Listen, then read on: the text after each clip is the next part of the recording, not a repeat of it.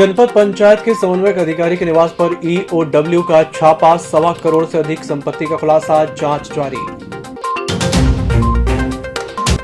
धान खरीदी केंद्र जागपुर को डोंगरिया में परिवर्तन करने का किसानों ने किया विरोध। खरीदी केंद्र में नहीं पहुंच रहे किसान, जन आंदोलन करने की दी चेतावनी। और कलार समाज ने विधायक प्रदीप जायसवाल पर लगे आरोपों के विरोध में सौंपा ज्ञापन, निष्पक्ष जांच कर दोषियों पर कार्रवाई करने की मांग। नमस्कार, बालाघाट लाइव के इस बुलेटिन में आपका स्वागत है। मैं हूं आपके साथ आकाश। अब देखते हैं खबरें विस्तार से। जनपद पंचायत खैरलांजी में पदस्थ समन्वयक अधिकारी रमेश कुमार पटले आय से अधिक का करोड़पति निकला है, जिसके घर में आज सुबह 6 बजे ईओडब्ल्यू की 13 सदस्यों की टीम ने छापामार कार्रवाई की, जिसमें समन्वयक अधिकारी के पास 1 करोड़ 23 लाख से भी अधिक की संपत्ति मिली है। ईओडब्ल्यू के अधिकारी ने बताया कि वारासिवनी के गंगोत्री कॉलोनी में रहने वाले रमेश कुमार पटले वर्तमान में जनपद खैरलांजी में समन्वयक अधिकारी के पद पर पदस्थ हैं, जिसके खिलाफ आय से अधिक संपत्ति की शिकायत मिली थी। आरोपी के घर गुरुवार को दबिश दी गई, जिसके बाद रमेश कुमार और उसकी पत्नी लक्ष्मी पटले को आरोपी बनाया गया है।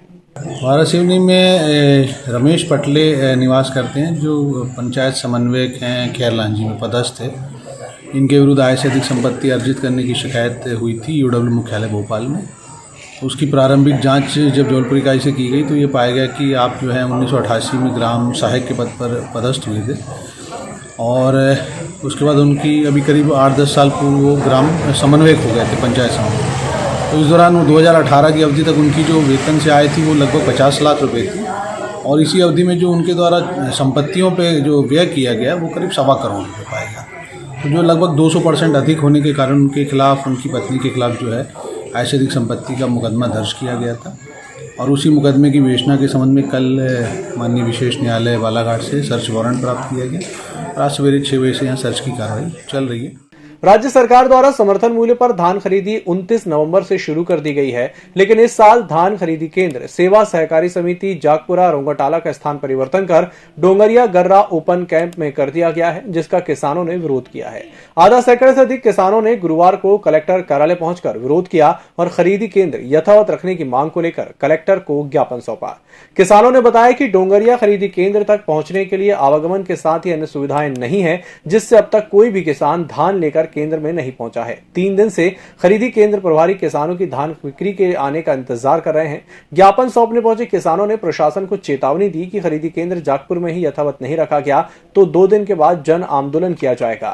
वहाँ पर अपन धान ले जाएंगे तो कम से कम हमारा एक बोरी का कम से कम 10 किलो धान तो बेकार हो जाएगा। अपन 10 किलो धान ही बचा पाएंगे, इतना बड़ा नुकसान होगा वहाँ। और वहाँ से छोटे छोटे ठिए हैं और आजू बाजू से रोड भी नहीं है, और है थोड़ी सी रोड तो उसमें क्या घास उगा हुआ है, साफ सफाई भी नहीं की है। मैं तो कहता हूँ जो ये खाद्य अधिकारी है, कलेक्टर महोदय, वहाँ जाकर के यदि जगह की निरीक्षण करे तो उनको भी मालूम पड़ेगा कि जगह धान खरीदने के लायक नहीं है। जागपुर लाने में कोई दिक्कत नहीं होती थी। सभी लोगों को लगभग 5-7 किलोमीटर 10 किलोमीटर के अंदर पड़ता था। अब जब अपन डोंगरिया जाएंगे तो रेंगा टोला सबसे नज़दीक गांव है, तो रेंगा टोले वालों को 8 किलोमीटर पड़ेगा, जागपुर वालों को 12-13 किलोमीटर पड़ेगा, पिपरिया वालों को 14 से 15 किलोमीटर पड़ेगा और भांडी वालों को 20 किलोमीटर पड़ेगा। ये दूरी आएगी। कितने किसानों ने अपना पंजीयन कराया है? 743 किसानों ने पंजीयन हुआ है और 50 किसानों को मैसेज जा चुका है धान देने के लिए। कलार समाज के द्वारा वारासिवनी विधायक और खनिज विकास निगम के अध्यक्ष प्रदीप जायसवाल पर लगाए गए आरोप के विरोध में पुलिस अधीक्षक कार्यालय पहुंचकर ज्ञापन सौंपा गया। इस दौरान ज्ञापन सौंपने पहुंचे कलार समाज के पदाधिकारियों ने कहा कि खनिज विकास निगम अध्यक्ष प्रदीप जायसवाल के खिलाफ कुछ लोगों द्वारा उनकी छवि को धूमिल करने के लिए आरोप लगाए गए हैं। इस मामले की निष्पक्ष जांच कर दोषियों पर उचित कार्रवाई की जानी चाहिए। उन्होंने कहा कि प्रदीप जायसवाल द्वारा काफी समय से राजनीति के क्षेत्र में रहकर नई ऊंचाइयों को प्राप्त किया जा रहा है, जिससे उनके राजनीतिक प्रतिद्वंदिता रखने वाले कुछ लोगों द्वारा झूठा आरोप लगाकर उनकी छवि को धूमिल किया जा रहा है। खनिज अध्यक्ष मध्य प्रदेश श्री प्रदीप जायसवाल जी के ऊपर जो आरोप कुछ लोगों ने यहाँ पर लगाए हैं और उनकी छवि को धूमिल करने का प्रयास किया जा रहा है, ये तो आप जानते कि उनका स्तर बढ़ते हुए जा रहा है। इसकी जो जांच हो, निष्पक्ष हो और ऐसे लोगों पर जरूर कार्रवाई हो जो ऐसे कार्य करके किसी की छवि को धूमिल करते हैं। बुड्ढा भैया पर जो गलत प्रचार का और उनने FIR वगैरह किया है, इस प्रकार की छवि उनकी नहीं है, तो इस पर SP साहब एक निर्णय ले और इसकी सही ढंग से जांच करके सबको बताएं। धूमिल न होने पाएगी सभी किसी। प्रत्येक 4 वर्षों में बाघ आकलन का कार्य किया जाता है। इसी तारतम्य में प्रथम 3 दिन मांसाहारी वन्य प्राणी के चिन्हों का सर्वेक्षण और 3 दिनों में शाकाहारी जानवरों के चिन्हों का सर्वेक्षण किया जाएगा।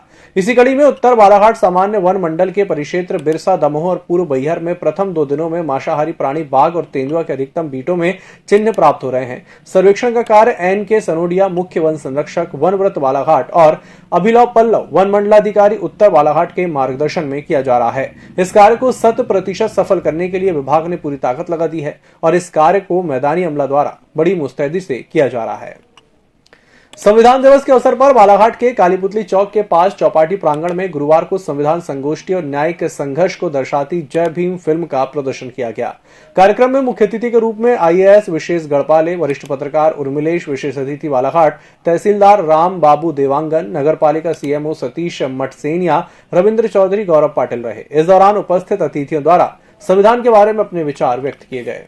बैहर विधानसभा क्षेत्र के उकवा समनापुर में स्वर्गीय पुरुषोत्तम राउत की स्मृति में मंडाई आयोजित की गई थी। इस अवसर पर लोक नृत्य प्रतियोगिता का भी आयोजन किया गया, जिसमें बैहर विधायक संजय उइके शामिल रहे। स्वर्गीय पुरुषोत्तम राउत को याद करते हुए बैहर विधायक ने कहा कि उकवा क्षेत्र में एक लोक नृत्य के तहत प्रतियोगिता की गई है, जिसमें आसपास के ग्रामीण अंचल के कलाकारों ने भाग लिया। इस दौरान विधायक उइके के द्वारा पुरस्कार वितरण किया गया। साथ ही समनापुर ने प्रथम पुरस्कार प्राप्त किया। पुरुषोत्तम राउत जी की स्मृति में प्रारंभ की गई है, यह प्रथम वर्ष है। क्योंकि पुरुषोत्तम भैया, जो स्वर्गीय हमारे पुरुषोत्तम भैया हैं, उन्होंने इस प्रतियोगिता का प्रारंभ 1 वर्ष प्रारंभ किया था।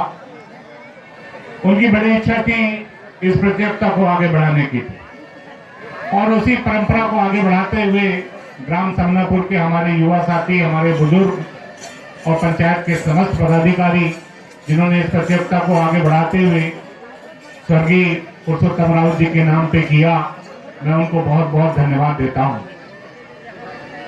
और इस मंच के माध्यम से मैं घोषणा करना चाहूंगा कि आने वाले वर्ष में ये प्रतियोगिता और भव्यता ले और भी हमारे ग्वारी समाज के जो प्रतिभागी हैं, जो अपने नृत्य का प्रदर्शन, अपने कला का प्रदर्शन यहाँ कर पाए और उनको